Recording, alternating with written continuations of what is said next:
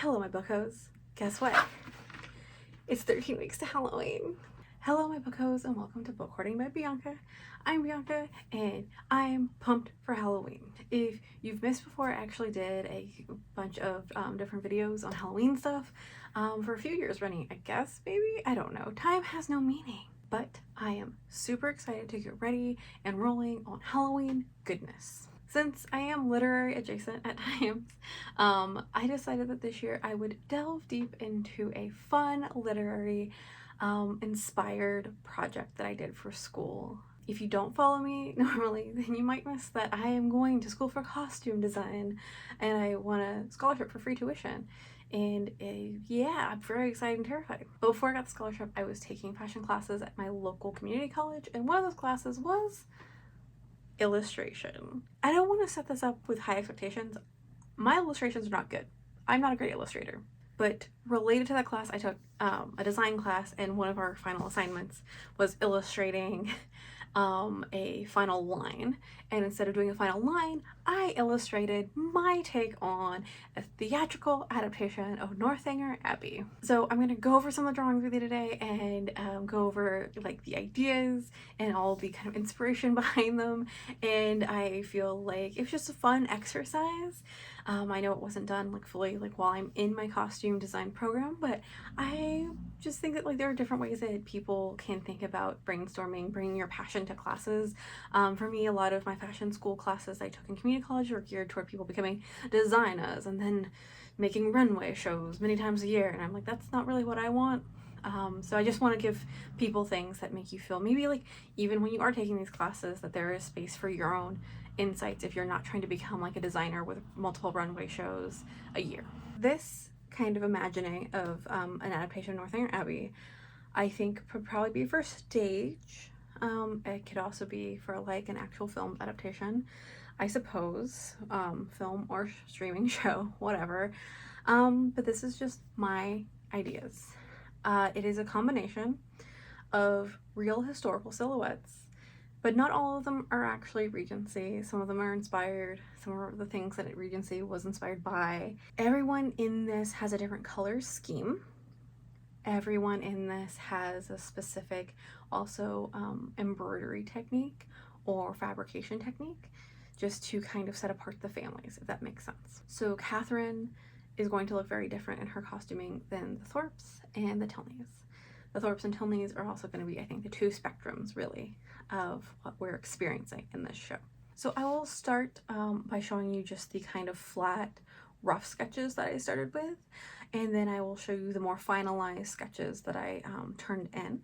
And again, this is not like a final like thing that I gave somebody for a show. They're asking me for. These are rough. These are just things I did for a class assignment. But I hope maybe it's fun to watch this go down. Starting with the background characters. They are, I guess, going to be the spa goers. And so I pretty much envisioned that if this were set in Bath or on a stage, that the Bath stones, that really specific stone color, would probably make up the majority of the scenery, right? Amongst nature and other things like shops, storefronts and stuff, but those are all going to be built in buildings made of Bath stone. So my idea was that the extras are just going to be assumed that you are going to the baths, that you are part of this resort lifestyle. So they should be put into bath stone colored things. And I think that can include muslin. And I think that's a really cute joke and nod to Henry Tilney, even though we know that our current modern muslin, the thing that we talk about using in, you know, for our mock-ups and everything, is not the same as he was talking about then, as the materials that were used for those dresses. There's a differential that's happening there. There's a similar, it's the same term, but there's different, they're just referring to different kinds of fabric. So my idea was that we could kind of make a nod to that. That would be funny, but also we could use other fabrics as well. Along with that, I have everybody in spa-like attire. So you can see that we have a lot of pelisses that are turned into essentially robes. They're kind of having a child with bathrobes. I wanted that specific thing because you would be wearing a pelisse like in Bath in the Regency era, but like you'd also be having like at modern day, there's a modern spa there. So I wanted to marry that. I also brought in some banyan qualities, some banyan silhouettes. I extended like a men's Regency jacket into a longer thing that would again resemble much more of like a robe situation.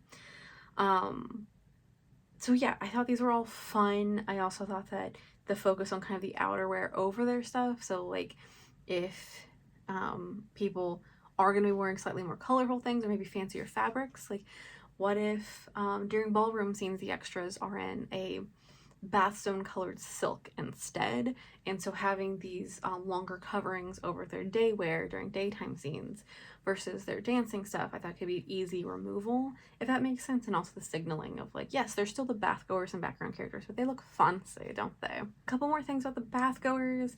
I have a lot of just really relaxed, released silhouettes, and I wanted that to be important because I didn't want people to be really focusing on those silhouettes and like, what are we trying to say, and more of just, these are very relaxed things. Like these are not like we need to pay much attention to, but also those are just, they are not here for this story. They are having a relaxing time at the spa and just happen to be walking through a scene, right? With that, I will show you the final sketches that I did for some of the spa goers because I think it's kind of fun to see the transformation. So this is one of the spa goers. Again, it is massive shawl collar, these kind of more banyan like cuffs. And it is a Regency vest, Regency jacket inspired situation, but it's going to be longer, it's more relaxed, it's going to still cut off a little bit above the navel, you know, and it will have fall fronts, but the fall fronts are going to be longer than just calf length. They're a little bit more relaxed. This is more of like, you know, I've just gone to the spa for the day, now I have to go back to my rooms for the evening. I also needed to actually use my markers for a couple of these, and I wish I had done more of them, but I only did the minimum for my assignments, so please forgive. But I did illustrate one pelisse, and this is what I was envisioning. You know, it is a just bathstone colored situation. In the Regency era, turbans were a thing, so I thought there could be interesting ways to layer fabrics to mimic that, and think about you know, just really interesting like spa headwear and everything, because that's still a thing people do. Like they're gonna pull the hair back, they're gonna put it away, they're gonna either keep it dry or put it in something as it's being dried, just depending on like the situation the character's design. Okay, so let's move into actual characters in Northanger Abbey. The first character that I really started thinking individually about was Catherine Morland. So she goes from farm girl to goth girl in my eyes in this, in terms of just how we're thinking about her. She's the girl running around with her siblings who needs to then run around in ballrooms.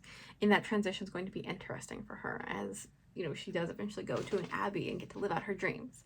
So I have a bunch of notes, a ton of notes, my goodness. I have here crop tops with long line silhouettes situations, pants, suits, and secret pants. Upon arrival in Bath, she's really wearing what she was wearing at home, which is a lot of these like flowing pantsuits or overalls or jumpsuit situations, maybe a little pant over a crop top situation, because I felt like crop tops are very now, but also that's the Regency silhouette, right? Like right under your titties. Some fun vests. I also wanted her to have cotton. Like I wanted her to have cotton and linen as her fabrics. And I have a little more color scheme in a second. We also have her bath transformation stuff, so I wanted it to be very clear that she's going from farm girl into trying to mimic the things that she's seeing. So the Thorpes are going to be people that she sees, and she's going to start kind of mimicking their color scheme a little bit, bring that in. But her color tone is actually much more earthy, country, scenery, scenicness, while the Thorpes are just turned up to like 1170s style Regency, right? So she is really going to start incorporating some of those elements, but then when she's at the Abbey, she's going to go a little bit more toward the Thorpes and what she's seeing Miss Thorpe wearing. As Catherine is at the Abbey, we're going to see her wearing much more Miss Tilney inspired silhouettes, if that makes sense. which are going to skew much more toward historical and less toward this kind of imagined high history, high fantasy situation that the Thorpes are doing. And also, I really desperate, I put a note in here, I want her to have a running through castles and fancy dress kind of aesthetic. So like maybe it is a little bit more like Selkie like with these layers of ruffles that skew less toward like early Regency and honestly more toward that cusp when it's getting into the silliness that becomes the 1830s. But I did think it'd be fun to kind of have that like back and forth that's happening there.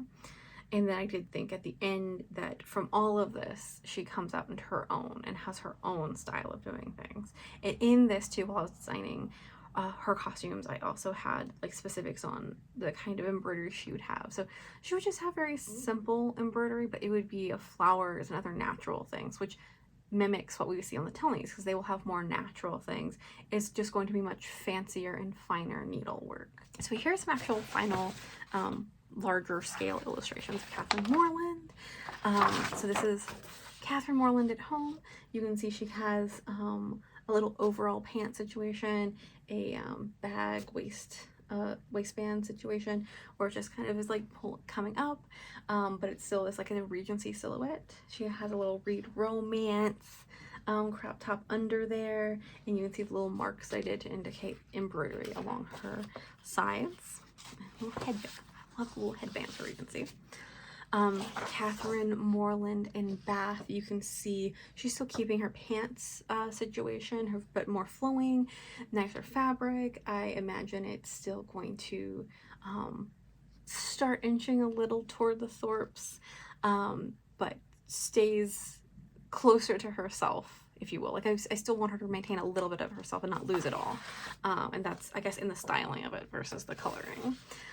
And then this is Catherine Morland at the Abbey, and I think this is a really fun, silly thing because it does mimic a lot of the actual historical silhouettes, more conservative silhouettes, I would say, from Miss Tilney that I put her in, and it does go toward the more recognizable, like, tiered, ruffled sensation that she's going to be running up and down these stairs with skirts in hand, ready for something beyond the veil. Okay, you're probably here for the Tilneys, but I need to talk about the Thorpes because they're actually the favorite for my designs. Like, really, I loved working on this very specific silly thing.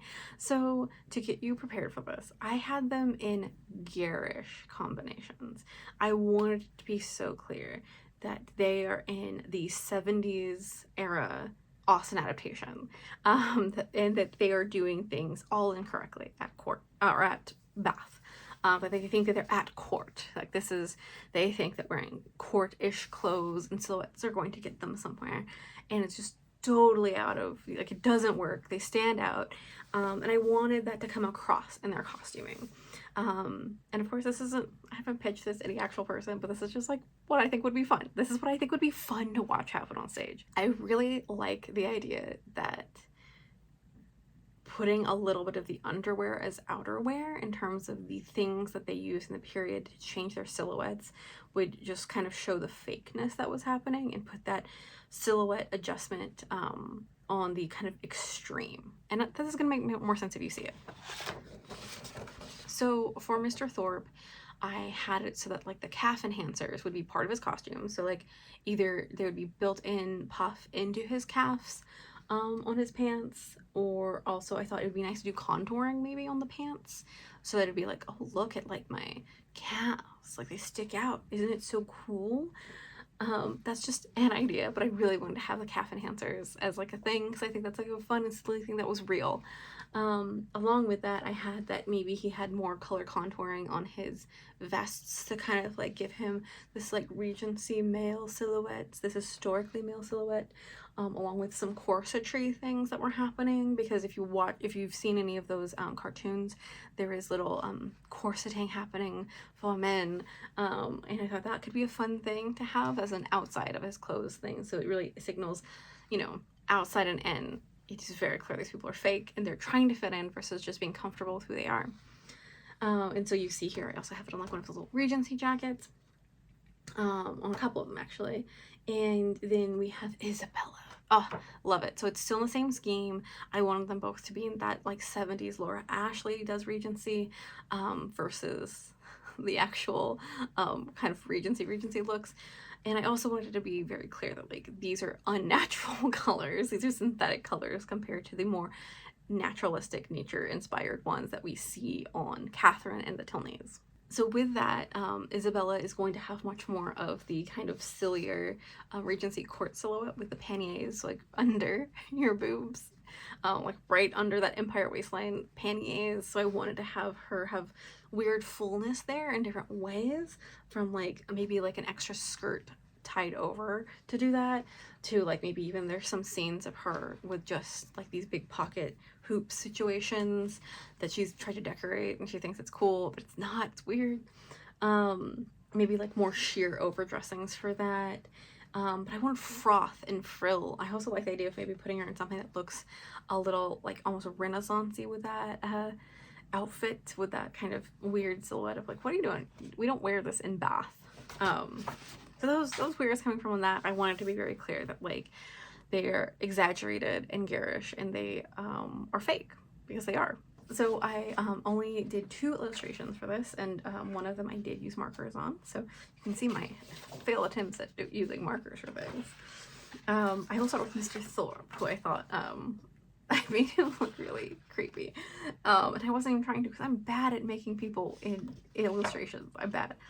But you see him here, he's wearing a contoured vest situation. So we call color contour to make him look like have this very specific Regency silhouette.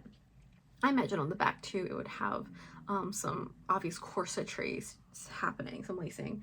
And then I had him have his fall front pants that were a little bit longer so that we could have the calf have a contrasting panel on the back.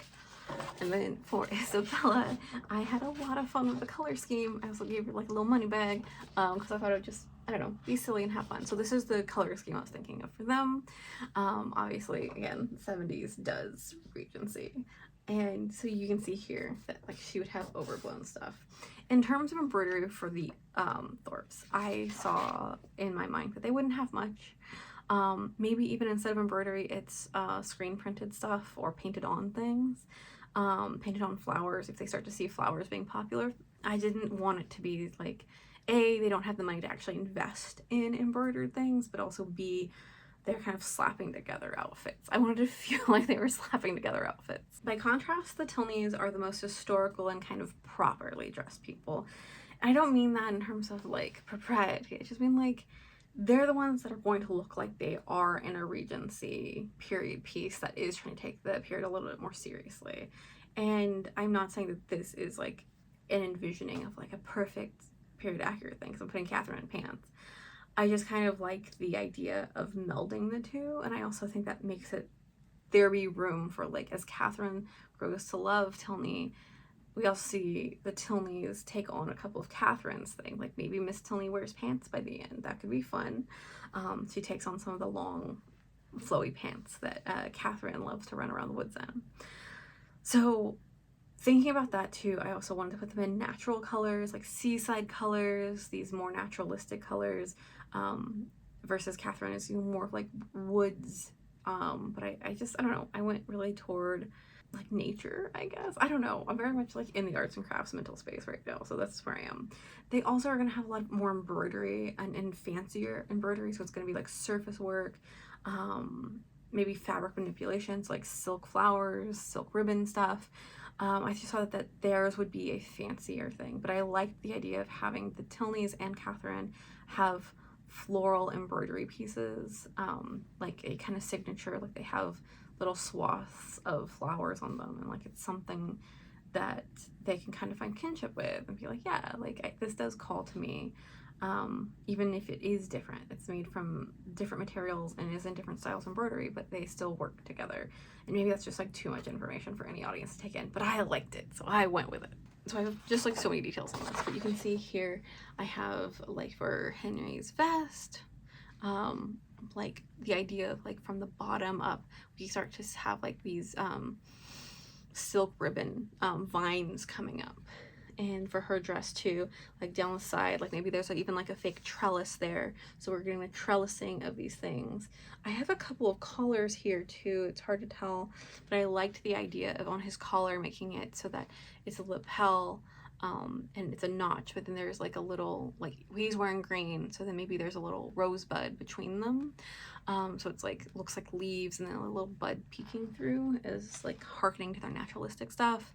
I also wanted to dress her in more Grecian things, since we know the Regency stuff is problematic, but also based on this idealized Grecian silhouette. So yeah, I just had them have these kind of like her in these more relaxed fabrics, but also like having like an embroidered cravat, her having almost like a partlet situation, like a Regency partlet situation, and other things. I just wanted to give them a little bit more detail, but a lot more luxurious look, if that makes sense. So here are the illustrations I did for the Tilneys. So I have two from Miss Tilney. I have this kind of like day-to-day where she has a little bit of embroidery on her, these kind of vines crawling up her dress. I want, you know, things, silk ribbon, any other kind of things I think could be really fun. If it's a day dress, maybe it's like a wool, like an Appleton wool on like a heavier fabric, you know, something that's just, I think, gives them the idea that like their clothes can be paid for to have these details, but also they make them unique and individual. And I wanted her to also to have kind of like an interesting maybe fiber jewelry situation. So that's her daytime look, and this is her nighttime look. So there's even more foliage growing on her, but it's a little bit more free. So maybe it's like later in the story where she's gained some freedom by talking to Catherine and her brother. So yeah, this is kind of her look. And then Henry, you can see here, I put him in fall fronts that have, you know, that growing vine that continues on into his jacket. I like the idea of continuing the motif. And then again, you can see little tiny, I want to put like little flower buds between the notches in his collar. Just, I thought that was a nice little detail. Okay, so that is my very first attempt to, even for a school assignment, just out of my brain put how I would design a stage adaptation of a period piece, and it was really fulfilling. It was very weird to do it, but really fulfilling, and it was exciting to think in that mind space of like, how would I design this, especially outside of actually having done really intense coursework around costume design itself, so that it's kind of like my own thing that's not influenced by like theories on things or textbook definitions of things. It's just me. So yeah, I would love to know what you think of my very interesting, silly designs. I got a lot of joy out of doing this, and I hope to maybe make some of these one day, even if they're just half scale. Like, I think my dream would be to make a few half scale of the things I design for, like for this, but for fashion school itself, for costume design school, just so that like you can see the work that I'm doing, and I can also see it too. Like, what would it look like on a even half scale model? Like, what would this like visually say? How does this look as it moves and as it's in different lights? So yeah, it was really fulfilling. I really enjoyed it. Did you know that my patrons actually got to see this like months ago? It's one of the benefits of being my patron. So if you are not already on my Patreon, you can check it out. I have a link in the description, but it is through the wonderful, gentle, kind hearts of patrons that I can continue to go to fashion school, essentially, pay for supplies, share the things I'm learning as I'm learning them, and getting good enough to actually explain what I'm doing. But if you are not a patron, I sincerely hope that you do check it out, because it will support me as I am, you know, taking my first leaps into costume design more professionally. If you can't support a Patreon right now, I do have a Ko-fi if you would like to leave me a tip. Thank you so much for joining me, and I can't wait to make more fun Halloween crafty things as we lead up to Halloween, because I really need it right now. I hope you share your favorite things that you saw in this video with me in the comments. And with that, don't forget to make it so.